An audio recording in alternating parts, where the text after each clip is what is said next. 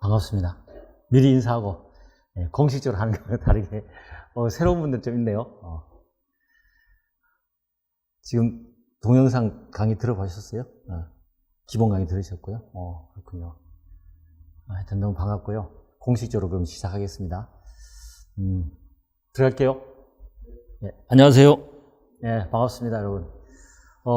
본지가 여기 뭐 이제 얼굴 익은 분도 있는데 본지가 꽤 오래됐어요. 기본 강의하고, 그죠? 시간이 많이 흘렀어요. 근데 벌써 3월이에요, 3월. 여러분 공부 많이 하셨나요? 하셨을 걸로 믿고, 저는 무조건 하신 걸로 믿고 합니다. 믿고. 이제 상법 기간이 돌아왔는데, 이제 아마 다 잊어버렸을 거예요. 아마 거의 다 잊어버렸고, 이제 이때 여러분들이 잊어버릴 거라고 생각을 하고, 이때 이제 제가 딱 기다리고 있다가 또 다시 한번 반복하는 거예요. 그리고 이번 강의는 집중 강의지만 새로운 거 하지 않습니다. 새로운 거 하지 않고 시험과 관련되고 우리 기존에 했던 거 똑같이 할 겁니다. 그죠?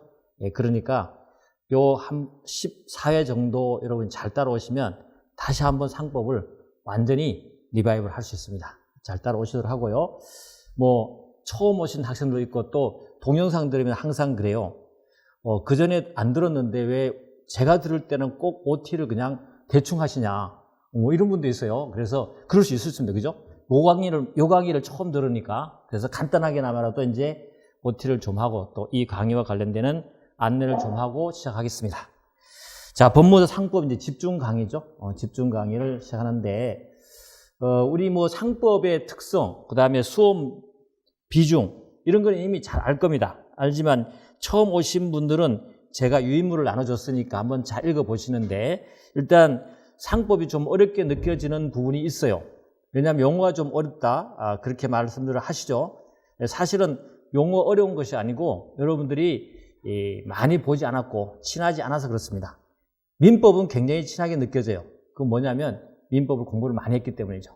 그런데 어쨌거나 상법도 시간을 조금은 여러분이 투자해야 된다는 생각을 하고요. 애초에 원래 어려운 것은 아니었다. 그걸 생각하시면 되고요.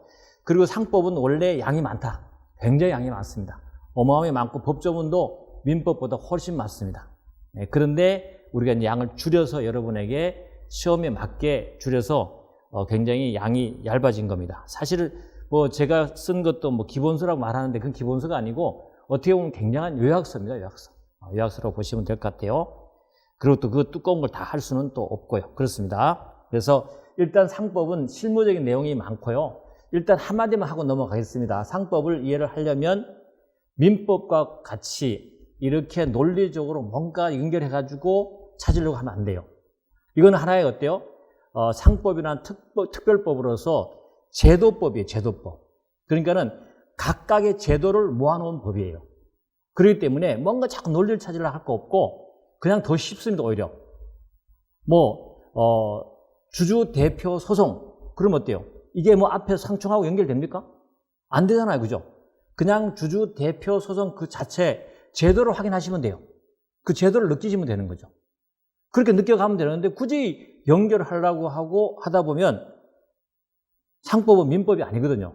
그래서 과목마다 다르게 접근해야 된다는 걸 그 한마디만 하고 넘어가도록 하겠습니다. 그리고 반복하면 됩니다. 원래 어려운 과목은 하나도 없습니다. 자, 두 번째는 이제 출제 빈도도 뭐 여러분들이 너무 잘 알 겁니다만 항상 거의 유사합니다. 유사하고 회사법이 가장 많이 나온다는 거 여러분 처음 하시는 분들 있을 겁니다. 처음 또 접하시는 분들도 있어요. 이렇게 나눠져 있다는 거 하고 그 다음에 보험법, 해상법, 어음수표법은 절대로 놓치면 안 된다. 놓치면 안 되고 나오는 부분이 항상 한정되어 있고 우리가 요 5개 내지 7개는 반드시 맞춰야 됩니다. 이거 다 빼버리면 의미가 없다. 그죠? 그래서 출제 경향을 보시면 됩니다. 그래서 이쪽에 앞쪽에 상충해서 항상 6개 내지 7개, 많게는 8개까지 나오죠. 그러니까는 상법 총칙 상행위는 양도 적을 뿐만 아니라 무조건 다 맞춰야 되는 부분이에요. 여러분 틀리면 안 되는 부분이에요.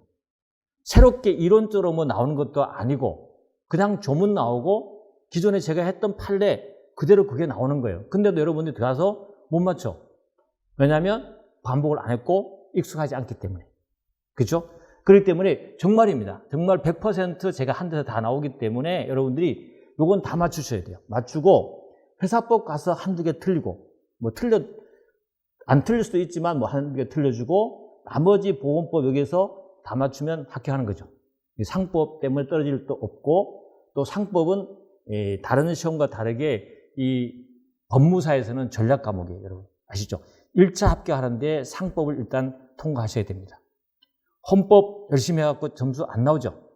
그래서 첫 번째 시간에서 헌법은 대충 하고요. 상법에서 거의 다 맞추셔야 돼요. 그 헌법은 그냥 한 5개, 6개, 한 10개만 주시면 돼요. 주서. 그죠? 그냥 10개만 좀 이렇게 하다 보면 맞출 수 있어요. 그리고 상법을 하셔야 된다. 그런 의미로 말씀을 드리고 넘어가겠습니다.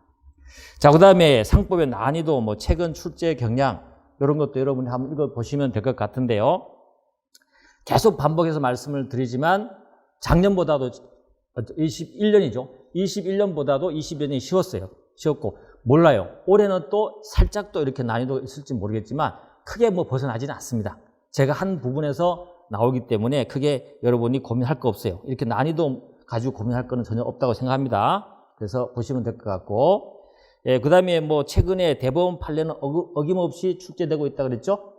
그래서 이 부분 간단히 한 말씀드리면, 최근 판례는 제가 확실히 정리해 드립니다. 그리고 제 강의를 안 듣는 분도 마지막에 한 달쯤 전쯤에는 서울법학원 홈페이지에 와보시면 제가 OX까지 해서 다 올려놓습니다. 거기서 다 나오기 때문에 여러분들이 최신 판례는 고민할 거 없어요. 그냥 기존 판례 열심히 하고 마지막 그 자료 하나 보시면 됩니다. 그렇게 하시면 되도록 하고요. 자, 됐습니다. 넘어갑니다. 자, 그 다음에 이제 수험 전략인데 별거 없습니다. 법무사 이론 필요 없고요. 학설 필요 없어요. 조문과 판례. 이미 나와 있는 거 거의 뭐죠? 90% 나와 있습니다. 나와 있고 나올 게 나와 있기 때문에 조문 판례 위주로 하면 됩니다. 조문 판례. 그렇기 때문에 제가 이 책 이번에 우리 이제 집중 강의 때 쓸 상법 조문 판례가 바로 그런 의도로 만들어진 겁니다. 만들어서 법무사 상법에서 조문 판례만 나오기 때문에 사실은 여러분 이론적으로 어떤 제도적인 내용만 좀 알고 있다면 요 책 하나에 전부 다 들어가 있어요. 그냥 요거 하나만 잘 하셔도 크게 문제가 없어요. 30개 중에서 26개는 그냥 맞출 수 있고, 기분 좋으면 2개 더 맞추고, 그러면 28개 맞으면 되죠. 뭐 요 한 권 해갖고죠. 충분히 여기 다 들어있다는 걸 여러분 생각하시면 될 것 같아요. 그렇다. 그래서 조문 판례, 알겠죠? 조문 판례. 그리고 또 한 가지 늘 말씀드리는데, 항상 말씀드립니다. 잔소리합니다. 지금도 잊어버렸을까 말씀드리는데, 법무사 공부하시는 분들 있죠? 범위 늘리시면 안 돼요. 어떠한 과목도. 정말로 공부 양이 많은 과목입니다. 제가 변호사 시험도 지금 강의를 하고 있잖아요. 변호사 시험도 강의하고 있지만 정말로 법무사만큼 이렇게 잡다하면서도 양이 많은 과목이 없어요. 어마어마한 과목이잖아요. 그러면 어떻게 돼요? 양을 줄여야 되고 쓸데없는 걸 하면 돼, 안 돼요? 안 돼요. 인간은 한계가 있단 말이죠. 그래서 책이 최대한 좀 뭐죠? 얇은 책으로 정하면서 범위를 넓히지 말고 시험에 나오는지 안 나오는지 항상 그 기준으로 여러분들이 공부를 하셔야 돼요. 자칫하면 벗어날 수 있어요. 자칫하면 좀 더 알고 싶고, 또 공부를 하다 보면 법학은 자칫 재밌어질 수 있어요. 진짜예요. 그래갖고 항상 집에 안에서 어때요? 책 두꺼운 거 갖다 놓고 열심히 공부하시는 분들 있어요. 저보다 더 잘 알아. 어떤 분 세상 깊은 곳에 어디 가보면 어디 있다는 거 다 알고 있어요. 근데 그거는 시험하고는 관계없어요. 그리고 여러분 빨리 합격해야 되죠. 그리고 또 이 시험이요, 여러분이 100점을 요구하지 않아요. 커트라인 보세요, 여러분. 그것만 넘어가면 되는 거잖아요. 그죠? 정말 그걸 본질을 잊으시면 안 돼, 시험에서는. 그래서 항상 공부 좀 하다가 좀 깊이 들어간다 싶으면, 이 시험 나와? 안 나오면 딱 모르면 한번 저한테도 물어보세요. 이 부분 시험 나옵니까? 물어보세요. 안 나옵니다. 보지 마세요. 그럼 안 봐버리면 돼. 굳이 그걸 뭐 또 봐가지고 아는 척 할 필요 없어요, 지금은. 나중에 이제 법무사 사무실 멋있게 차려놓고 에어컨 밑에서 상법을 보시면 봐. 두꺼운 책 많아. 엄청 많아요. 두꺼운 책도 많고 설명 잘 된 게 너무 많아요. 알겠죠? 예, 그렇게 하시면 됩니다. 그걸 이제 한번 강조를 해드리고 싶고요. 그래서 두껍고 이런 책들을 보다도 웬만하면 얇고 다 들어있는 책, 쓸데없는 거 없는 책을 고르시면 된다. 그 책이 이 책이다. 강조합니다. 알겠죠? 수업 목표 90점을 목표해라. 100점 없습니다. 욕심내지 마십시오. 90점만 목표 잡으셔도 됩니다. 넘어갑니다. 자, 그 다음에 수업 전략 두 번째 학습 방법 내지 순서 그랬죠? 기본서 이해된다. 그렇죠. 아무리 그렇게 범위를 저희들이 줄여준다 하더라도 여러분들이 기본적으로 상법에 대한 용어라든지 기본 이해가 없으면 안 될 수 있어요. 아무리 가르쳐줘도 시험장에서 못 골라낸다는 거죠. 그래서 그 부분만큼은 처음에 기본서 이해할 때 공부를 해야 된다. 그만큼 제가 굉장히 확대를 안 하려고 노력을 많이 해요. 기본 강의할 때 많이 하고 싶은 얘기 많아요. 뭐 변호사 시험은 이제 사례 문제도 많고 하기 때문에 그런 얘기 막 해주고 싶지만 안 넓힙니다. 그냥 좁혀주는 거죠. 여러분들도 그런 차원에서 기본서도 넓히면 안 되고요. 필요한 만큼 한다. 그러고 그런 다음에 조문 판례 기출 확인하고 요약 정리하고 마지막에는 암기하는데 계속 반복하는 겁니다. 알겠죠? 반복한다. 근데 처음 하면 잘 몰라요. 쉽지 않잖아요. 그죠? 그래서 저 같은 강사가 필요한 거죠. 저는 여러분들을 위해서 늘상 그죠? 그것만 연구하는 것이고 또 여기에 상법에 대해서는 한 20, 30년 했잖아요. 그러니까 웬만큼 알아요. 저한테 자꾸 테스트 하지 말겠죠? 테스트 하지 말고 알 만큼 알아. 그러니까는 여러분 가르칠 만큼 아니까 믿으시면 돼요. 믿고 제가 범위를 좁혀주는 대로 따라오시면 되는 거죠. 물론 저만 잘났다는 것이 아니고 여기에서 강의하시는 상법 교수님들이나 민법 교수님들 다들 몇십 년 되신 분들이에요. 다 정말 다 알고 있기 때문에 여러분 믿고 가시면 됩니다. 누구든 관계없어요. 따라가시면 돼요. 알겠죠? 그래서 한 사람 딱 정하면 그대로 따라가야지 마음에 안 든다고 이쪽 왔다 갔다 하면 안 되고 한번 쭉 가시면 좋습니다. 그 다음에 그래서 강사의 도움을 받으면 되는 것이고 뭐 적중률 100%는 제가 달아놨는데 진짜예요. 저는 찾아보면 다 했는데 여러분들은 못 찾죠. 그죠? 다 있었던 거죠. 그 다음에 상법 내용이 익숙할 때까지 반복 암기하라. 그렇습니다. 항상 반복 암기해야 됩니다. 이겁니다. 늘상. 지금도 여러분이 반복하러 온 거예요. 뭔가 새로운 거 찾으러 오시면 잘못 오신 겁니다. 여기서 뭔가 상법에 대해서 왜 지난번 했던 거 똑같은 거 하지?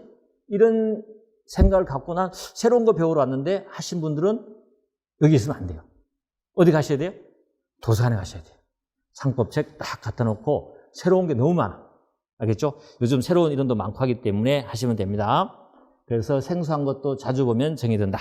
반복합니다. 됐어요. 넘어갑니다. 그 다음에 복습 방법은 이 부분에서 여러분이 각자 다 다른 부분이니까 복습 방법은 알아서 하십시오. 알아서 하시고 그 다음에 넘어갑니다. 자, 상법 강의 전체 일정을 간단하게 한번 볼게요. 우리 법학원에서 1년 동안 가는 커리큘럼만 잘 따라오셔도 여러분이 상법은 그냥 7번, 8번은 반복하는 거예요. 합니다. 그래서 보면 첫 번째 우리 기본 강의 하잖아요. 그리고 오늘 어때요? 집중 강의 하잖아요. 그죠? 잊어먹을 만 하면 또 돌아오죠. 집중 강의하고 또 한참 민법하고 막 정신없이 하다가 한참 또 돌아오죠. 문제 풀자. 그리고 오죠. 그죠? 들어와야 돼. 문제 풀어야 돼요. 그럼 세 번째 하죠. 그 다음에 또 이번에는 9월 달까지 돼 있다 보니까 중간에 하나 작년부터 더 집어넣었어요. 뭐냐면 동형 모의고사를 해갖고 옛날에 사법시험 공부할 때 마지막에 전범위 모의고사라는 게 있어요. 전범위를 한 6회씩 돌리는 거야. 와서 자기가 같은 시간에 전범위를 한번 문제를 풀어보는 거죠. 풀어보고 그 굉장히 빡신 과정이거든요. 작년에 여기 들었던 한 학생이 있는데 그걸 다 따라갔어요. 마지막까지 따라갔는데 합격했죠. 정말 대단한 학생인데 힘도 좋았는데 다 따라갔어요.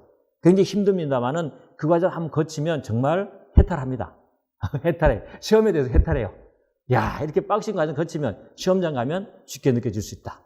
그런 과정을 하나 더 있으니까 거치면 되고 또 여러분에게 서비스로 최종 정리 그래서 하루 특강이라든지 합니다. 자, 일단 기본 강의 그죠? 이거는 우리가 거쳐 왔고요. 두 번째는 여러분에게 이제 집중 강의라서 이번에 들어가는 건데 출제 가능한 제도를 압축적으로 정리하고 이제는 좀 더 정조준에 들어가는 거예요. 이제는 좀 더 또 쓸데없는 거 더 빼면서 또 들어가면서 제가 자꾸 반복을 해드릴 겁니다. 그 다음에 노트라든지 이제 조문 판례 집중 강의 할 거고 교재는 상법 조문 판례가 여기는 주교재입니다. 알겠죠? 여기에서 주교재는 기본서였지만 여기는 조문 판례집이 주교재가 된다. 그렇게 따라오시면 됩니다. 그 다음에 문제 해설은 제 문제집이 이제 오늘 나오게 됐는데 지금 얘가 막 돌아가고 있어요. 인쇄기가 막 돌아가고 있어서 내일 나온답니다. 내일 나와가지고 모레 이제 다 배포가 될 건데 어쨌거나 그렇다는 거고 문제 연습을 통한 실전 연습 제 문제집에 대한 설명을 좀 이따 할 겁니다. 기출 문제하고 예상 문제 풀어보면 됩니다. 그래서 연습을 하면 또 지금까지 배웠던 것을 전부 동일한 걸 또 문제를 통해서 반복한다는 거죠. 반복할 겁니다. 그리고 이제 동령 모의고사는 어때요? 전범위에 대해서. 지금 여기는 진도별로 하잖아요. 진도별로 하니까 차분히 넘어갑니다. 근데 막 뒤섞어서 오음수표부터 보험법 전부 다 같이 한꺼번에 넣어놓으면 그대로 시험장에 갔을 때는 헷갈릴 수 있잖아요. 그죠? 근데 그 훈련을 좀 하고 가면 굉장히 마음이 편하게 갈 수 있다. 이런 과정 속에서도 한번 거칠 겁니다. 됐고요. 마지막 최종 정리는 출제 가능 지문이라든지 최신 판례를 한번 OX로 한번 훑어드리도록 하겠습니다. 이렇게 하면 돼요. 이렇게만 잘 따라오셔도 여러분 상법만 하면 거의 다 맞습니다. 그죠? 26개 첫 해 했던 학생들도 처음 해갖고 25개 맞았다고 엄청 기분 좋았는데 떨어졌어. 다른 건 못해가지고. 그죠? 엄청 기분 좋아. 엄청 잘 따라왔어요. 막 교수님 너무 재밌어 하면서 앞에 와서 막 제 침도 받아 먹어가면서 막 했는데 상법 너무 잘 나오는데 근데 다른 건 안 되니까 떨어진 거예요. 그러면 안 돼요. 골고루 하셔야 돼요. 골고루 하고 민법 잘 하셔야 되는데 민법 때문에 떨어졌어요. 미안한데 지금도 하고 있어요. 근데 계속 하셔야 돼요. 하셔야 돼요. 합격할 때까지 하셔야 된다. 그렇죠? 자, 상법 집중 강의 목표를 간단히 이번 강의의 진짜 목표입니다. 한번 해볼게요. 어떻게 할 거냐면 출제 가능한 이론, 알겠죠? 이론, 조문, 판례를 할 겁니다. 근데 이론은 필요한 것만 간단하게 이해하기 위해서 하는 것이고 조문 판례가 주가 될 겁니다. 알겠죠? 그리고 출제 가능한 제가 여기 붙였는데 이조판, 그죠? 이론, 조문, 판례를 집중해서 강의를 하겠다. 됐죠? 그래서 일단은 강의 내용 주제는 노트를 기준으로 할 겁니다. 여러분이 갖고 있을 거예요. 없으신 분 다시 내가 드릴 건데 노트 기준에서 핵심 주제를 집중해서 합니다. 그 전부 다 하는 것이 아니고 그 중에서 중요한 걸 해야 되겠죠. 시간도 짧아졌는데다가 이렇게 다 할 수는 없기 때문에 요 주제, 요 부분에서 요 주제가 중요한 건데 여러분이 다시 한번 반복해야 된다. 그죠? 그래서 출제 가능 주제를 정조준해서 정리한다. 됐어요. 그리고 난 다음에 조문 기출, 판례 기출, 지문 해설을 함께 하겠습니다. 그래서 출제 경향, 여기 있는 내용을 보게 되면은 출제 가능한 어떤 바운더리에서 어떻게 나오겠구나가 아마 감이 잡아질 겁니다. 이걸 보게 되면. 그래서 여기는요, 정말 쓸데없는 게 하나도 없습니다. 하나도 없고, 그렇기 때문에 이걸 보시면, 출제 경향에도 확실히 파악할 수 있게 되고, 공부량에 대한 범위가 정해집니다. 그래서 출제 가능한 지문의 확인 학습. 됐죠? 넘어가도록 하겠습니다.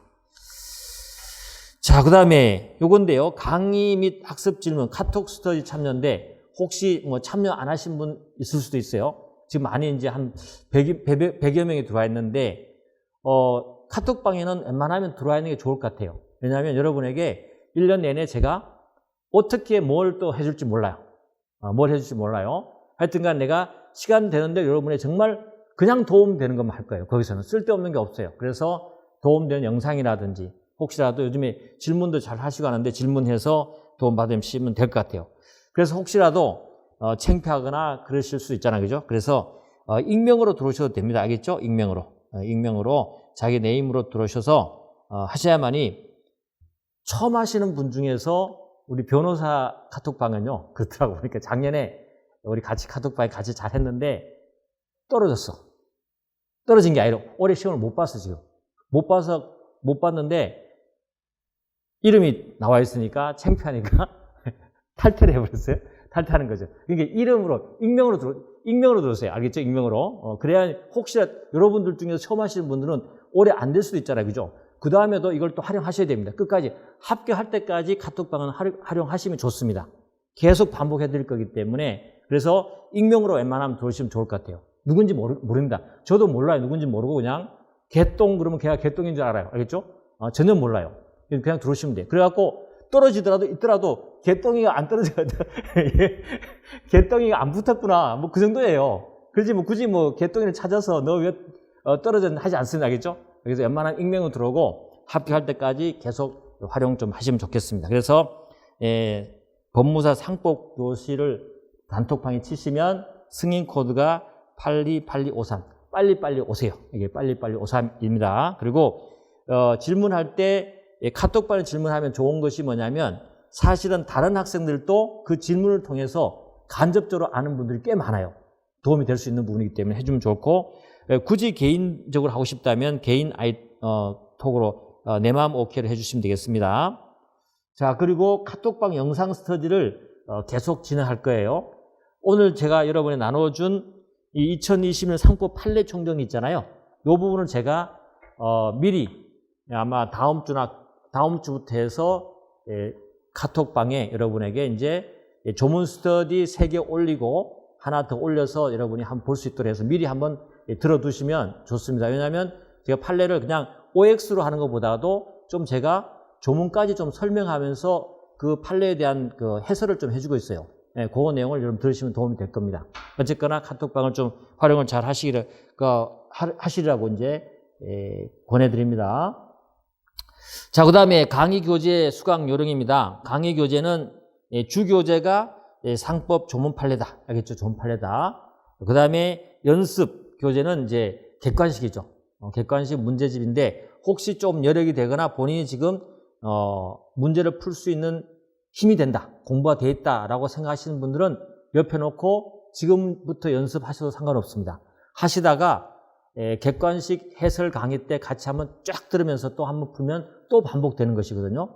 그런데 나는 지금 이 좋은 판례만 따라가는 것도 힘들 수 있다 하시는 분이나 지금 처음 여기 들어오시는 분도 있어요. 이런 분들은 힘들기 때문에 굳이 거기까지 하실 필요 없고 이것만 좀 충실하게 따라오시든지 하시면 될 것 같습니다. 그렇게 활용하시면 좋을 것 같고요. 그 다음에 보조교재는 상법 강의죠. 기본 강의죠. 기본서는 처음 하셨기 때문에 여러분 그냥 옆에 놓고 있어야 됩니다. 항상 옆에 놓고 필요하면 어때요? 찾아보기도 하고 그때 봤던 게 이거였구나. 왜냐하면 문제집에서 보는 내용하고요. 그 다음에 기본서에서 보는 내용하고 이 조문 판례집에서 지문 보는 게 다를 수 있어요. 처음 할 때는. 같은 건데도 다르게 보인단 말이죠. 그런 것들을 이렇게 확인하면서 그게 이제 시너지되면 이게 이거구나라고 해서 이제 하나로 보일 수 있는 단계까지 가야 되거든요. 그래서 옆에 놓고 반복하시면 좋겠습니다. 자, 됐고요. 이제 자료를 여러분에게 내줄 건데 이렇게 될 겁니다. 여러분에게 집중 강의 OT 자료는 여러분에게 하나 드렸고요. 그 다음에 최신 판례 21년, 22년 판례를 제가 정리를 해서 드릴 건데 오늘은 21년 판례를 드렸어요. 그 다음에 내일쯤에는 22년 판례를 드릴 겁니다.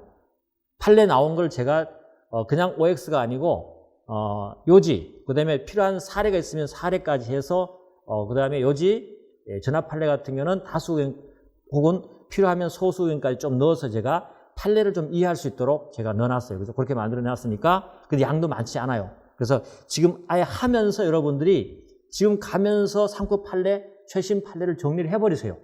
그러면 마지막 가게 되면 어때요? 마음이 굉장히 편해져요.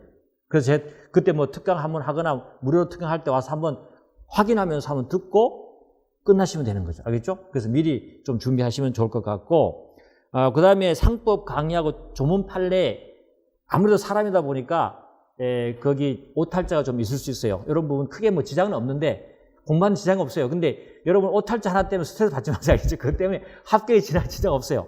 하여튼간 그래도 좀 저한테 알려주면 고쳐서 여러분에게 알려드릴 건데 정오표를 나눠드리겠습니다. 알겠죠? 지금까지 좀 고치고 또 우리 그 카톡방에 너무 고마운 분들이 너무 많아요.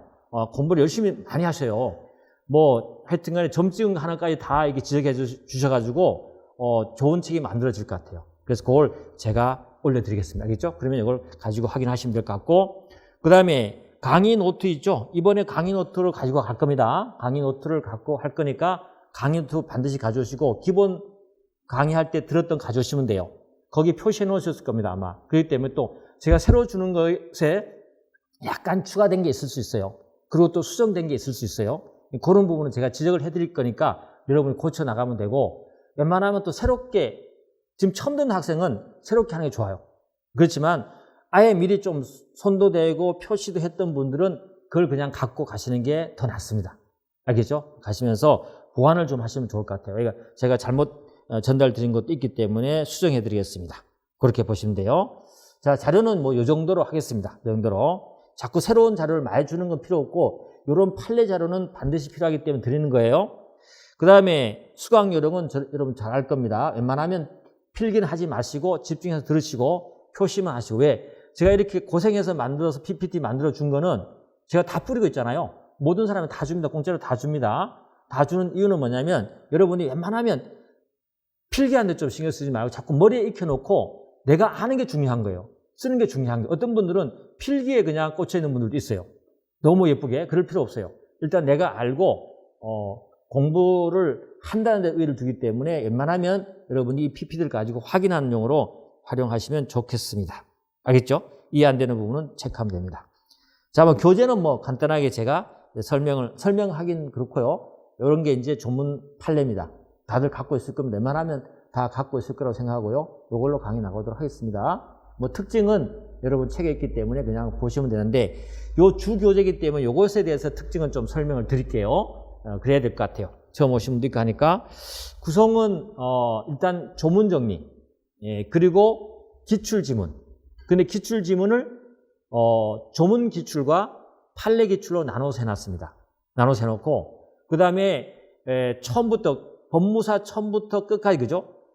중복되지 않게 나올 만하고 앞으로 경향이 맞는 거 옛날에 나왔던 거 정말 불필요한 그런 지문들이 너무 많거든요. 기출 지문이라서 다 좋은 게 아니에요. 다 그건 버리고 현대 경향에 맞게 굉장히 이 트렌드가 많이 바뀌었어요. 옛날에 법무사 처음 할 때하고 지금 하고요. 굉장히 트렌드가 바뀌었기 때문에 사실은 이 경향 파악은 최근 한 10년치만 법무사 기출만 여러분 확인하셔도 바로 그 경향이 맞는 거예요. 옛날에 거 많이 풀어본다고 도움이 되는 건 아니고요. 알겠죠? 그래서 어쨌거나 조문 기출 전체 다 분석해서 넣어놨다는 것이고 그 다음에 법조문의 내용의 밑줄과 강조 표시해놨습니다. 그래서 보기 쉽게 해놨고요. 그 다음에 조문 전체를 읽기 쉽게 구어체를 해놨다는 거. 구어체를 해놨다는 것은 그냥 로우한 조문을 받아보면 준용 규정이 굉장히 숫자도 많고 복잡해요. 읽기 힘들어요. 그 부분을 다 순화시켜서 여러분이 편하게 읽도록 제가 다 정리를 해놨기 때문에 여러분 보기가 굉장히 쉽습니다. 그래서 요걸 하나 보시도록 하고요. 그 다음에 별 표시로 출제빈도 표시해놨는데 그래서 어떤 조문이 나올 건가 고민할 필요 없어요. 별표 된 거 일단 가장 중요한 건 별표 3개짜리 그 다음에 2개짜리 마지막에 어때요? 1개짜리는 확인하시면 되는 거죠. 알겠죠? 그렇게 합니다. 그리고 별표가 안 됐지만 나올 만한 건 제가 또 설명하도록 하고요. 그 다음에 조문 판례 기출 지문은 1회부터 28회까지 전부 다 설명이 되어 있다는 걸 보시면 되겠습니다. 그 다음에 용도는요, 출제 포인트를 파악하는 것이고, 집중 강의 기본 교재입니다. 결국은 어때요? 마지막 정리용 교재로도 충분히 활용할 수 있다. 보시면 되겠습니다. 그 다음에 뭐 활용 팁은 됐고요. 이렇게 해서 넘어갑니다. 객관식이 나왔어요. 뭐 이렇게 광고를 좀 하자면 상법 객관식 이번에 좀 전면 다 개편을 해갖고 도움되도록 제가 전부 다 검토를 했는데 진도별 기출 문제를 앞에 넣었습니다. 왜 그러냐면 여러분들이 문제를 풀 때 일단은 사실은 시험에 나오는 패턴과 시험에 나오는 어떤 그 느낌을 아는 게 굉장히 중요하기 때문에 진도별 기출 문제 10년치를요 그대로 다 집어넣어놨습니다. 그래서 그 부분마다 여러분이 반드시 그 기출 문제를 풀어보고 난 다음에 예상 문제를 옆에 놨는데 이 예상 문제는 새로운 것이 아니고 그동안에 앞쪽에 10년 전에 법무사에 나왔던 지문이라든지 그 다음에 최근에 나온 새로운 판례들 있잖아요. 출제되는 안 판례라든지 이런 것들을 다 문제가 나왔기 때문에 예상 문제도 여러분이 반드시 풀어야 됩니다. 그리고 기출문제에 있었던 지문도 다 중복돼서 이렇게 나오기 때문에 연습을 하셔야 됩니다. 알겠죠? 그렇게 하시면 문제집은 요 한 권이면 충분합니다. 충분하고 더 다른 거 볼 필요 없어요. 뭐 해계산이 이런 거 다 볼 필요 없고 요 한 권이면 충분하다. 따라오시면 됩니다. 그렇게 하시면 될 것 같아요. 자, 뭐 객관식 특징 및 활용 팁은 뭐 그 정도 설명했으니까 여러분 책을 나중에 보게 되면 확인할 것 같고요. 뭐 법무사 상법 강의도 다 이제 한 번씩 하신 분들은 다 아니까 넘어가도록 하겠습니다. 됐죠? 자, 강의 내용 계획표는 우리 14회잖아요. 14회인데 한 4회 정도를 상법 총칙에 할애를 좀 해보겠습니다. 할애해보고 나머지 6회 정도는 회사법에 좀 할애를 해보고요. 그 다음에 나머지 4회 정도는 우리가 보험하고 어음수표를 좀 해보겠습니다. 사실은 굉장히 타이트한 시간인데요. 중요한 거 위주로 해서 좀 빠르게 좀 갈 것 같아요. 집중 강의니까 그럴 거니까 여러분이 좀 각오를 하시면서 따라오셔야 돼요. 알겠죠? 천천히 갈 수가 없어요. 그래서 좀 빠르게 생략도 좀 하면서 중요한 걸 짚어가면서 하도록 하겠습니다. 그렇게 간다. 됐고요. 그 다음에 강의 시간과 일정표인데, 여러분 아시다시피, 2월 달에는 이렇게 목금토 해서 토요일 날 3, 4회까지 4회 끝납니다. 알겠죠? 끝나고, 착오 없으시기 바랍니다. 3월에 가면은 민법하고 저하고 이렇게 목요일, 수요일 바뀌어서 오니까 여러분 민법 들어오시면 되잖아요. 그죠? 들어오고, 그 다음에 이제 이렇게 수, 금, 토로 이렇게 바뀌어져 있으니까 여러분 그 확인하시면 될 것 같아요. 그렇게 해서 14회까지 웬만하면, 보강하지 않고 끝내도록 하겠습니다. 알겠죠? 보강하지 않고. 14회 끝내도록 하겠습니다. 왜냐하면 보강하면 여러분들이 스트레스 받아. 민법도 해야 되고, 다른 것도 해야 되고, 그죠? 웬만하면 끝내드리도록 해보겠습니다. 알겠죠? 웬만하면 아니라 거의 끝내야 됩니다. 왜냐하면 제가 일정이 없어요. 제가 할 게 없어요. 만약에 한다면 1월밖에 없는데, 일정이 없기 때문에 그렇게 하도록 하겠습니다. 자, 이렇게 해서 우리가 OT가 끝난 거예요. 처음 오시는 분들 이제 좀 만족하셨나요? 이렇게 하는 거예요. 별거 없죠, 그죠? 이렇게 하는데, 그래도 여러분이 OT를 들어놓으면 그런 마음이 좀 편합니다. 자, 법무사 시험은요, 법무사 시험은 여러분, 꾸준히 노력하고 포기하지 않으면 무조건 합격합니다. 실력이 많아야 합격하는 시험이 아니에요. 그냥 거기에 커트라인 선에만 넘어가면 합격하는 시험이기 때문에 내가 다 알아야만 합격하는 시험 절대 아닙니다. 그래서 여러분들이 미리 겁먹을 거 하나도 없어요. 여러분보다도 못하다 좀 그러나? 어쨌거나 여러분보다도 더 실력 없거나 더 뭐라고 할까? 준비 안 된 분도 오셔가지고 그냥 버텨서 합격하는 시험이 바로 법무사예요. 그렇기 때문에 여러분도 동일한 조건이라고 생각하시고 꾸준히 하시면 됩니다. 포기하지 마시고. 그리고 공부는 즐겨야 됩니다. 알겠죠? 오늘부터 즐기십시오. 상법도 즐겨야 됩니다. 즐기면서 공부를 해야 되고요. 그래서 똑똑하고 성실한 수험생보다 더 잘할 수 있어요. 할 수 있습니다. 그래서 상법도 즐기고 민법도 즐기고 즐기시기 바랍니다. 그래서 공부를 즐기는 수험생은 하영태와 함께 상법 공부한다. 그래서 오신 거예요. 그죠? 네, 감사합니다. 같이 한번 즐겨보겠습니다. 자, 이렇게 해서 OT 끝났고요. 우리 이제 본 공부를 한번 들어가 보도록 하겠습니다. 본 공부 들어가는데 어떻게 할 거냐면 오늘 첫날이잖아요. 여러분하고 어떻게 진행할 건지에 대한 세팅을 좀 할 건데 편하게 좀 따라오시면 돼요. 편하게 첫 시간에는 좀 천천히 갈 겁니다. 가지만 이런 세팅으로 간다는 전제인데 미리 하나 말씀드리고 싶은 거는 강의 노트가 있어야 돼요. 노트를 제가 그대로 이제 펼쳐놓고 저도 다 보여줄 겁니다. 보여주면서 거기에서 이게 중요하다.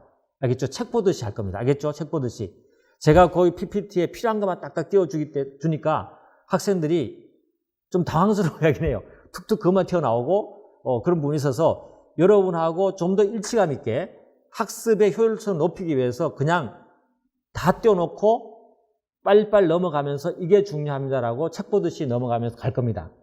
그리고 또 이제 이 조문 판례도 있죠. 조문 판례도 어떻게 할 거냐면 조문은요 중요한 거는 제가 다 띄워놓고 여러분하고 한번 보고 갈 겁니다. 어떻다 여기에 어떻게 이렇게 표현되어 있다는 거 다 보고 갈 거고요. 조문 기출은 제가 안 풀어드립니다. 왜? 그 조문의 내용이 그대로 계속 이렇게 반복해서 그냥 똑같은 내용을 OX로 넣어놓은 거기 때문에 여러분이 꼭 풀어보세요. 여기까지 하면 시간 너무 낭비해요. 알겠죠? 더 중요하게 해줄 게 너무 많기 때문에 여러분 풀어보시고 그 대신에 판례 기출은 제가 중요한 것들은 다 풀어드리지 못하고 중요한 것들은 제가 함께 풀어드리는 거 하겠습니다. 그럼 되겠죠? 그러면 14회도 정말 엄청나게 우리가 열심히 가야 돼. 그런 상황이니까 그렇게 마음을 먹고 따라오시면 될 것 같아요. 그죠? 최대한 제가 많이 해보도록 하겠습니다. 여러분 혼자 하게 되면 많이 안 하게 되잖아요. 그죠? 가보겠습니다. 자, 이제 마음을 편하게 갖고 좀 놀면서 즐기러 오셨다. 즐기러. 그죠? 즐기러 오셨으니까 3월이 다 돼가는데 꽃이 필 건데 꽃도 한번 보세요. 알겠죠? 수험생이라고 꽃 즐길 권한이 없는 거 아니에요? 개나리도 보고 진달래도 봐야 됩니다. 자, 편하게 가겠습니다.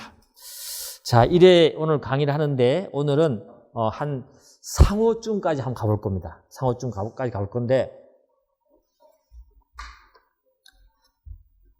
제 노트를 처음부터 다 펴십니다. 노트를 펴보시고 혹시 추가되거나 좀 다른 것이 내용이 있으면 여러분들이 가피를 하거나 제가 말을 못 하더라도 여러분이 틀린데 이 부분에 대해서 좀 그러면 자료를 좀 따로 보내주세요라고 저한테 카톡으로 남겨주세요. 그러면 그걸 제가 따로 이렇게 그 부분만 내가 딱 떠올려 드릴 테니까 여러분 보완을 하시든지 알겠죠? 예, 그런 식으로 해서 따라오시면 될 것 같아요. 자, 일단 상법은 여러분 아시다시피 민법의 특별법인 건 놓치면 안 돼. 알겠죠? 항상 평생 여러분 이제 법무사가 됐다 하더라도 평생 민법은 놓으면 안 돼. 민법은 모든 우리 사법에 여러분들이 법률 관계에서 돈을 벌 수 있는 그 법률 관계에서 민법이 전부입니다. 알겠죠? 그리고 상법은 특별법이다. 상법이 없는 건 전부 민법이 있다. 이런 생각을 항상 갖고 갑니다. 됐죠? 상법에 대한 목차는 여러분 잘 아시죠? 요거는 이미 다 들어와 있을 거라고 생각합니다. 그래서 상인이 있고 그 다음에 상행이, 그죠? 회사, 그 다음에 이 제외라는 말은 틀린 말입니다. 그죠? 포함됩니다. 포함되고 보험, 해상, 항공 이런 것들이 있다. 그죠? 그리고 이제 여기서는 우리가 상인은 어때요? 상법에서의 주체라는 거 여러분 아시죠? 그 다음에 여기는 행위입니다. 그래서 일반법과 특별법으로 나눌 때 기본적으로 어떠냐면 주체와 행위가 달라지는 거예요. 알겠죠? 상법에 대해서 또 특별법이 있듯이 마찬가지로 우리가 민법의 특별법이다. 민법의 주체와 행위가 다른 점이죠. 민법의 주체는 누구죠? 그냥 사람이잖아요. 행위는 뭐죠? 그냥 법률행위잖아요. 그죠? 굉장히 폭넓죠. 거기에서 사람 중에서 뭐죠? 이 상법, 맞아. 사람 중에서 상인에 대해서 규율하는 법이 상법인 거죠. 좁혀지는 거죠. 마찬가지로 법률 행위 중에서 어때요? 상행위를 규율하는 것이 상법이죠. 그죠? 그래서 특별법이 만들어진 겁니다. 그렇게 하고, 그래서 요 1편과 2편이 사실은 이게 총칙이 되는 거고요. 총칙이 되는 것이고, 나머지가 이제 강론이 되는 거죠. 뭐 그런 것들은 여러분이 기본 설명할 때 했기 때문에 간단히 이 정도 하고 넘어가도록 하겠습니다. 가겠습니다. 자, 총칙에 가보면 요거는 이제 여러분이 머릿속에 다시 집어넣어야 돼. 총칙에는 어떤 게 들어있다. 지금 옆에서 바로 내가 물어보면 팍 하고 얘기할 수 있어야 돼. 그냥 쭈술 나올 수 있어야 돼. 알겠죠? 수험 공부는 잊어버리지 말아야 될 것이 뭐냐면 내가 지금 아는 게 중요하지 않아요. 시험 공부는 아는 게 중요하지 않습니다. 숙련이 돼야 돼요. 숙련이. 정말로 뭐 선수가 돼야 된다는 뜻이에요. 그래야 되는 거죠. 그래서 내가 몇 번 듣고 나니까 상법이 뭐 들으니까 뭔지 알겠다. 그걸로만 합격 못합니다. 계속 반복을 하고 정말 명확하게 머릿속에 뭐죠? 이게 떼굴떼굴 뭔가 굴러 들어온 느낌을 가질 수 있을 정도로 명확하게 공부를 하셔야 돼요. 그게 반복해야 된다는 거죠. 그래서 수험 하시는 분들이 보면 좀 장기 가시는 분들이 어떤 느낌을 갖냐면 그 합격하는 기준선까지 못 올라가요. 오직 합격해본 사람만이 그 기준을 알기 때문에 우리도 알려줄 수는 사실 없어요. 저도 1차를 합격해보니까 어느 정도 하면 합격하겠구나 느낌이 드니까 그 다음 공부할 때 2차 떨어지고 그 다음 공부할 때 1차가 굉장히 쉬웠어요. 왜? 이 정도는 해야 된다는 걸 알고 있기 때문에. 그 처음 할 때는 그걸 몰라요. 그러다 보니까 자기 기준에 주관적 기준으로 이 정도 하면 되겠지. 내 3번 반복했는데 이 정도 하면 대충 많이 알고 있는 것 같아. 안 됩니다. 그럼 언제까지 해야 되냐? 합격할 때까지 계속 반복하는 거죠. 그건 합격하고 나서야 알 수 있어요. 너무 많이 했다. 알겠죠? 그겁니다. 그래서 누구도 여러분 안 느껴보면서 누구도 몰라요. 그렇기 때문에 계속 반복하셔야 됩니다. 알겠죠? 반복한다. 자, 그래서 총칙 부분도 이 부분도 반복하셔야 돼요. 줄줄 나와야 된다는 뜻이에요. 합격할 때까지 줄줄 나와야 돼요. 상법 총칙은 뭐가 있다? 서론, 상인, 상업사용인, 알겠죠? 상호, 상업장부, 영업소, 상업등기, 영업양도가 이 앞에 있는데 이게 딱 떠오르면서 걸어가는데 상호 그러면 어때요? 거기 어떤 주제가 중요했고 상호는 뭐고 거기는 뭐가 있다라는 느낌이 들어와야 됩니다. 그 다음에 상업등기, 등기 뭐가 있다? 나와야 되는 거죠. 이게 떠올라져야 돼요. 그 정도로 여러분 어때요? 반복하셔야 된다는 거 알겠죠? 그래서 이 제목이 사실은 중요해요. 민법도 큰 제목이 너무너무 중요한 거죠. 떠올려 보셔야 되는 거죠. 민법 공부만큼은 여러분죠, 그 목차를 놓치시면 안 돼요. 큰 목차. 세부적인 하라는 뜻이 아니고 큰 목차. 그죠? 처음에 어때요? 민총, 물권, 채권, 총칙, 각칙, 가족법. 그죠? 그 다음에 가족에서 뭐죠? 가족관계, 그 다음에 상속. 그죠? 최소 처음에는 그거부터 암기하고 들어가야 됩니다. 그런 암기하고 난 다음에 거기 민청 들어가면 좀 들어가고, 그죠? 이렇게 들어가셔야 돼요. 떠올리세요. 상법도 마찬가지예요. 상인, 중요하겠죠, 그죠? 상업 사용인, 떠오르죠? 지배인. 제가 지금 한번 해보는 거, 연습해보는 거예요, 그죠? 처음 해보는 겁니다. 지배인 떠오르죠, 그죠? 상업 사용인. 또 뭐가 있죠? 부포상이 있죠? 또 중요한 뭔 주가 있죠?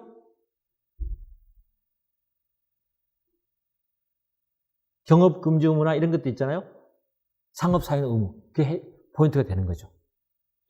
그 다음에 그러면 우리가 상호 가볼까요? 상호는 어떤 게 있죠, 거기에? 상호에? 제일 중요한 거는 상호권이죠, 상호권. 상호권. 그게 떠올라야 돼. 최소한 하나 떠올라야 돼. 그 다음에 상업장부는 안 봐도 된다 그랬죠? 이런 거 빼버리는 거야. 빼버릴 거고, 영업소는 판례가 딱 하나 있죠? 실질적인 거죠. 실질적이고, 그 다음에 본전 지점의 구체적인 거죠. 모습을 갖고 있어야 된다. 그 판례 꼭 하나 갖고 있어야 된다 그랬죠? 왜냐하면 어디의 요건입니까? 상업 사용인의 지배인의 요건이고 표현 지배인의 요건이기 때문에 그래요. 그런 거죠. 그 다음에 상업 등기. 등기의 일반적 효력. 부실 등기 문제. 그죠? 그게 공신력 나오는 문제. 그게 딱 떠올라야 돼요. 그 다음에 영업양도. 영업양도 상호 소경 딱 떠올라야 되죠. 그 말은 무슨 말이죠? 채권자 보호죠. 그 말은 무슨 말이죠? 외관주의 법리인 거죠. 외관주의 법리가 상호 양도에 있는 거예요. 표현 지배인만 있는 게 아니에요. 알겠죠? 상호를 소경했고 그걸 믿은 자에게 그죠? 믿은 자를 보호해주기 위한 것이 바로 상호 소경에 대한 영업 양도의 효과인 거죠. 됐죠? 그 다음에 아까 말했던 상호에서 아까 뭐 뒤에서 말씀하시던데 뭐가 중요하다 그랬죠? 명의대여자 책임. 그죠? 그게 다 떠올려요. 그게 지금 떠올리셔야 되고 공부 끝나면 또 떠올리셔야 되고 하셔야 돼요. 그때까지 하셔야 돼요. 지금 좀 안다고 들어가서 그냥 같이 함께 들어가서 그 안에 가서 명의대여자 책임 뭐 그런 거지 뭐 쭉 하고 끝나지 말고 앉아도 자꾸 생각나고 민법도 똑같아요. 민법 꼭 그렇게 하셔야 돼요. 민법을 빨리 정복하는 것은 안 보고 자꾸 생각날 수 있도록 연습하시는 거예요. 그리고 목차, 큰 목차 있죠. 세부에 너무 들어갈 필요 없어요. 큰 목차 놓고 하나 던져놓고 민청의 중요한 주제가 뭐지? 한번 딱 던져보세요, 여러분. 생각나나 안 나나? 안 나면 그건 안 된 거예요.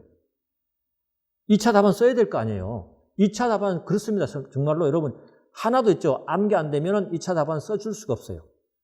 그러니까 자 첫날이니까 잔소리입니다. 알겠죠? 잔소리 좀 하면서 긴장을 좀 갖고 합니다. 됐다. 가보겠습니다. 그러면 우리가 이 안에서 뭐가 있는지 살펴보겠습니다. 서론에는 의, 이념, 특성, 법원, 효력인데 큰 문제가 없어요. 거기에 특히나 서론은 통칙부분이라 그래갖고 1조, 2조, 3조가 간단하게 떠오르면 돼요. 근데 시험에 잘 안 나오는데 3조에서 판례가 있기 때문에 나오잖아요. 그죠? 나왔죠. 그죠? 예, 그것만 한번 짚어보도록 하겠습니다. 자, 근데 이것도 이런 것들은 간단하게 빨리빨리 넘어가겠습니다. 그래서 상법의 법원의 종류, 적용 순서는 여러분 알 겁니다. 그냥 넘어갈게요. 그래서 상법, 그 다음에 상관습, 그리고 민법이지만 이렇게 성문법이지만 관습법에 이렇게 뒤에 있다. 시험에 안 나와요. 잘 안 나와요. 그냥 확인만 하고 이제 펼쳐놓고 본다 그랬죠. 지금 책 보듯이 할 겁니다.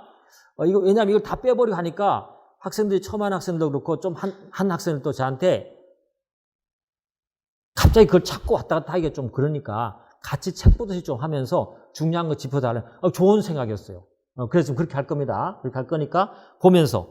그럼 상법의 효력에서 중요한 것이 공법이나 상행위는 이미 알 것이니까 설명하지 않을 겁니다. 그 다음에 3조죠, 3조. 요게 이제 항상 알고 있어야 되는 거죠. 뒤쪽에 상행위하고도 연결되기 때문에 알아두셔야 됩니다. 그죠? 일방적 상행위. 쌍방적 상행위는 당연히 상법이 적용되겠죠. 근데 일방적 상행위에 적용되냐 안 되냐 문제되기 때문에 조문이 나와 있다.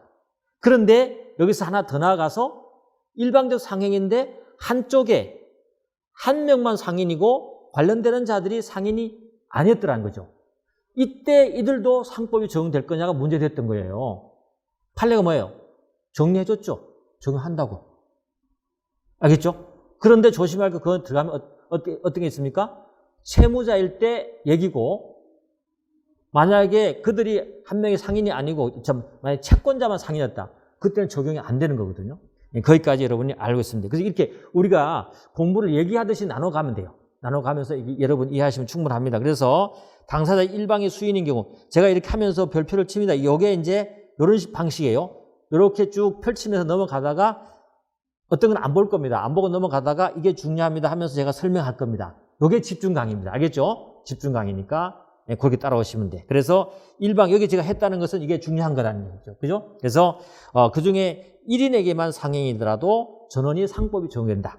요거 놓치면 안 되는 거죠. 그래서 한번 해설을 한번 해보면 그렇습니다. 이것도 뭐 간단하게 한 다음에 그림 이미 본 거잖아요. A 기업이 채무자였어요. 기업이. 그리고 채권자 K 은행이었어요. 그죠? 만약에 이제 우리 개인 갑이라도 한 전제를 깔아보죠. 상관없습니다. 상관없고 A 기업이 상행위로 채무를 부담했어요. 소비대차를 한 거죠. 근데 채무자가 상인이고 상행위를 했단 말이죠. 이런 상태입니다. 채권자는 상인에도 상관없고 비상인에도 상관없어요. 이걸 기준하는 거, 이거 채무자 기준, 그죠? 이럴 때에 A 기업에 보증한 사람들이 있었다는 거죠. 보증자가 있었어요. 그래서 B라든지요, C가 있었는데 이들이 비상인은 상인이 아니었어요. 아니었는데 이 법률 관계에서 상법이 적용될 거냐가 문제됐던 거예요. 그러니까 다시 말하면 이 상법을 이들에게도 상인이 아닌 이들에게도 적용할 거냐가 문제된 거죠. A한테 적용하는 게 당연하겠죠. 상인이니까. 근데 보증해준 이해관계자들인 이 B와 C도 상법을 적용할 거냐가 대법원 문제됐는데 적용한다는 것이죠. 알겠죠? 적용한다는 거죠. 그 내용이었습니다. 별건 아닙니다. 그래서 상법, 그런데 이제 그렇게 적용한다는 거 됐고요. 이게 요건인데 적용되지 않는 거는 이쪽이 상인들이 아니야. 그죠? 근데 만약에 채권자는 상인인데 채무자가 상인이 아니야. 그래서 사람들이 오해할 수 있어요. 일방적 상행위만 해도 상법이 적용되는 거니까 이 전체에 대해서 상법이 적용돼야 되는 거 아닙니까? 라고 생각할 수 있잖아요. 그죠? 얘만 상인이야. 얘는 상인이 지금 아니에요. 그런데 이들에게 상법을 적용할 필요 있어 없어요? 없는 거죠. 없는 거죠. 그렇게 되는 겁니다. 알겠죠? 그런 내용까지 다 포함되어 있기 때문에 나중에 뒤쪽에 가면 또 상행위에서 또 다수 당사자, 그죠? 문제에서 나올 수 있으니까 한번 검토를 해봅니다. 자, 그 다음에 이제 세팅 들어갑니다. 이렇게 설명을 하고요. 그 한 장 한 장 끝날 때마다 조문 판례를 제가 같이 갈 겁니다. 왜냐하면 우리는 시험을 합격해야 돼요. 딴 거 필요 없어요. 나오는 걸 봐야 될 거 아니에요. 조문하고 기출된 판례를 봐야 돼요. 아시겠죠? 그래서 여러분 조문 판례집을 펼쳐야 되는 거죠. 그러면서 펼치는데 조문은 제가 다는 보지 않겠지만 웬만한 것들은 제가 다 함께 그래도 눈도장이나 찍고 넘어가도록 하겠습니다. 그래서 여러분 무조건 이거는 알고 모르고 떠나갖고 이 커리큘럼은 그냥 계속 가야 됩니다. 그래야만이 1회독이 끝날 수 있다는 걸 여러분 전제하고 절대 놓치지 마시고 하여튼 간에 혹시 빠지더라도 영상 강의를 어떻게든지 보완을 하셔야 됩니다. 자, 그래서 첫 페이지 한번 펼쳐보시면 그래서 제가 요거를 또 하나 부연 설명하면 첫날이니까 이거를 이게 어떻게 좀 잘 보이십니까? 잘 보여요? 괜찮죠? 그죠? 왜냐하면 이거를 작년하고 재작년 같은 경우는 이거를 제가 PT로 다시 만들었거든요. 만들어 했는데 이거랑 매치가 안 되니까 좀 현장감이 없더라는 거죠. 이 학생들이. 저는 뭐 이렇게 이걸 하나 저거나 상관없지만 이거와 동일하게 여기 띄워놓는 게 더 낫지 않겠나 싶어서 책 보듯이 여러분 따라오시면 될 것 같다. 그죠? 더 나을 것 같습니다. 현장감 있게. 그래서 보시면 보이기만 하면 돼. 자, 상사 적용 법규 1조죠. 본법에 규정이 없으면 상관습법에 의하고 상관습법에 없으면 민법에 규정이 한다. 적용 순서죠. 뭐 시험에 안 나오지만 한번 봤습니다. 지금 연습하는 겁니다. 그 다음에 공법인의 상해인은 종종 한 지문씩 들어오죠. 그죠? 공법인의 상해인은 어떻게 한다 그랬죠? 법령에 다른 규정이 없는 경우입니다. 공법이라든지 그런 특별법, 관련되는 법에 그런 규정이 없는 경우에는 어때요? 상법이 적용되는 거죠. 거기 있다면 어때요? 상법이 적용되지 않습니다. 그렇죠? 그 다음에 조금 전에 우리 봤던 일방적 상해인. 뭐라고요? 당사자 중 그 1인의 행위가 상해인 때는 전원에 대해서 본법이 적용된다. 그게 판례로 구현됐던 내용이기 때문에 보시면 됩니다. 자, 이렇게 하고요. 그 다음에 이제 조문 기출은 풀지 않고 판례 기출을 바로 풀어봅니다. 알겠죠? 판례 기출 중에 중요한 거 이렇게 풀어볼 겁니다. 그대로 이것도 구현을 할 겁니다. 예, 보일 겁니다. 그래서 안 보이면 여러분 책을 보면 돼요. 동일하게 보는 거 가는 거니까.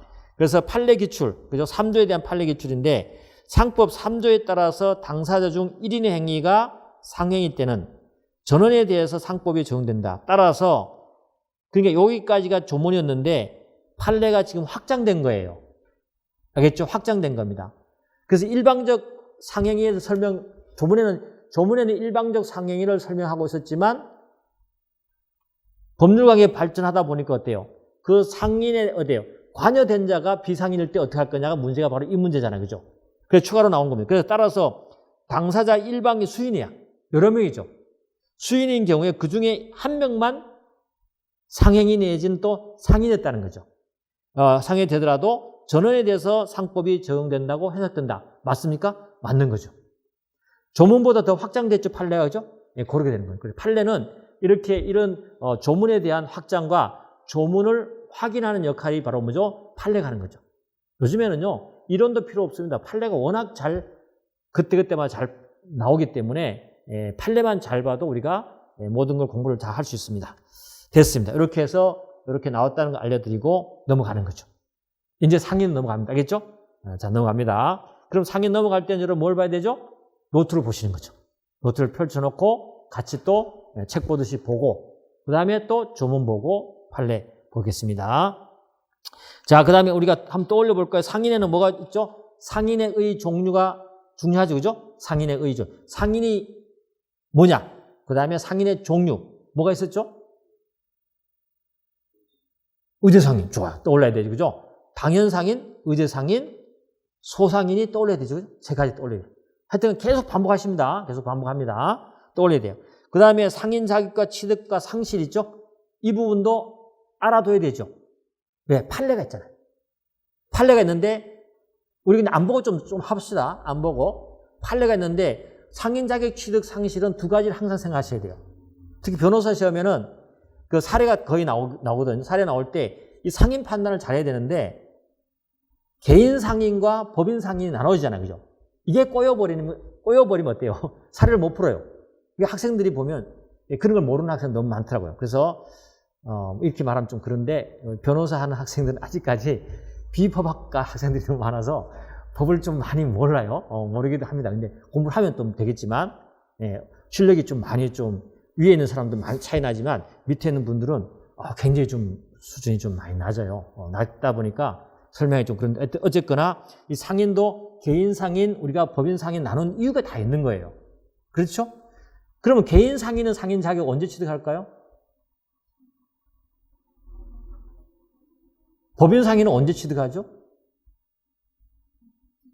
그렇죠. 설립등기죠. 그죠? 설립등기하면 법인은 어때요? 그냥 상인이 되어버리는 거예요. 자연인, 개인은요? 네?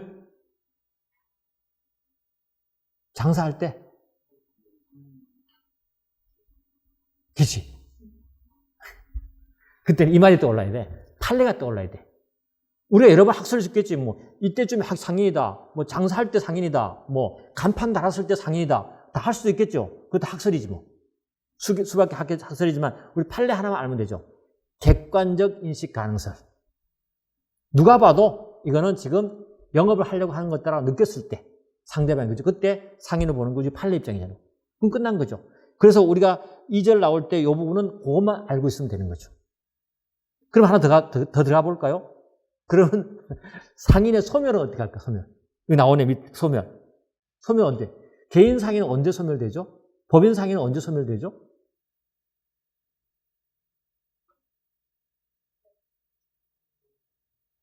그렇죠. 법인은 어때요? 청산 사무가 완전히 종료되었을 때. 그러면 청산 등기가 끝나면 어떻게 종료되나요? 안 돼요. 그죠?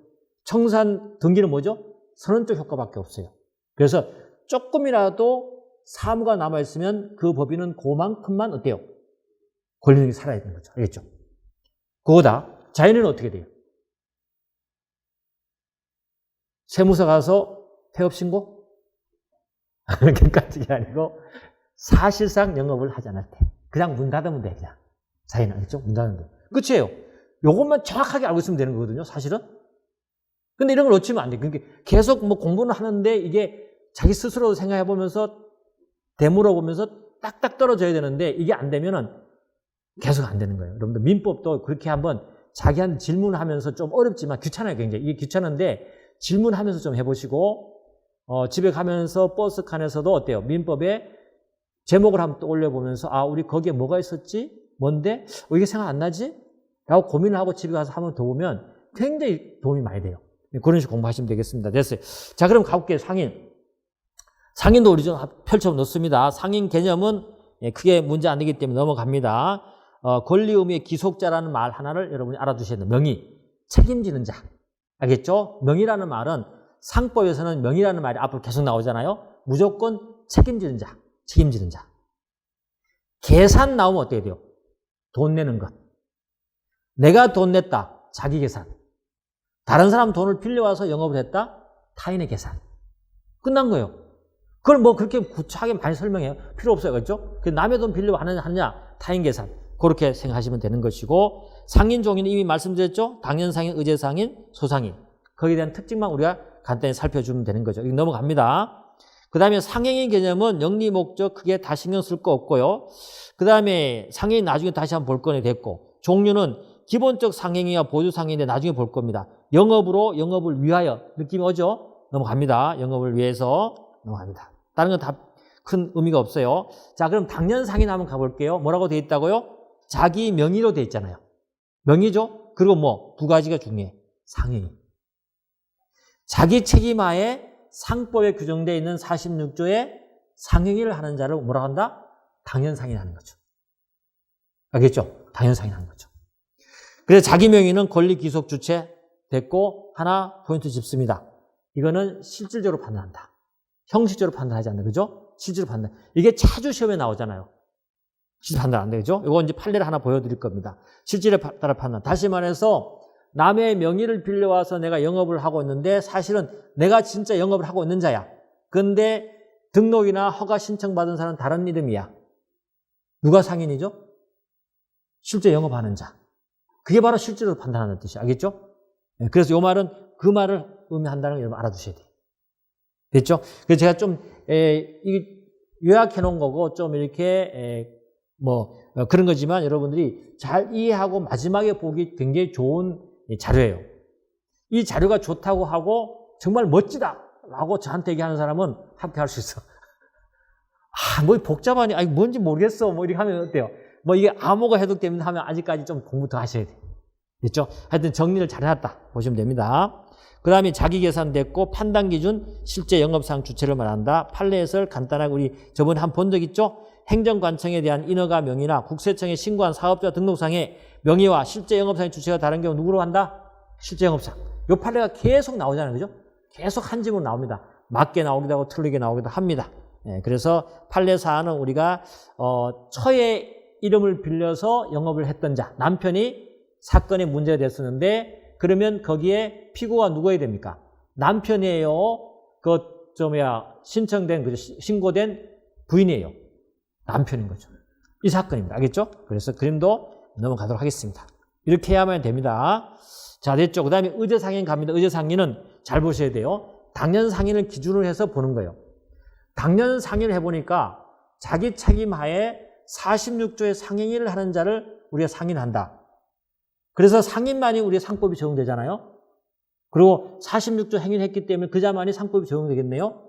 그러면 그 외의 자들은 상법이 적용 안 되겠네. 그죠? 맞잖아요. 원칙적으로 그래야 되죠. 그런데 우리가 보지만 46조에 나와 있는 22가지 상행이면 상행인가요? 아니죠. 영업하는 형태가 너무 많잖아요. 그들도 어때요? 이렇게 상행에 포섭시키지 않으면 형평에 문제가 생길 수 있겠죠. 그래서 이들도 상인으로 포섭시켜서 엄격한 상법을 적용시키기 위해서 나온 것이 뭐예요?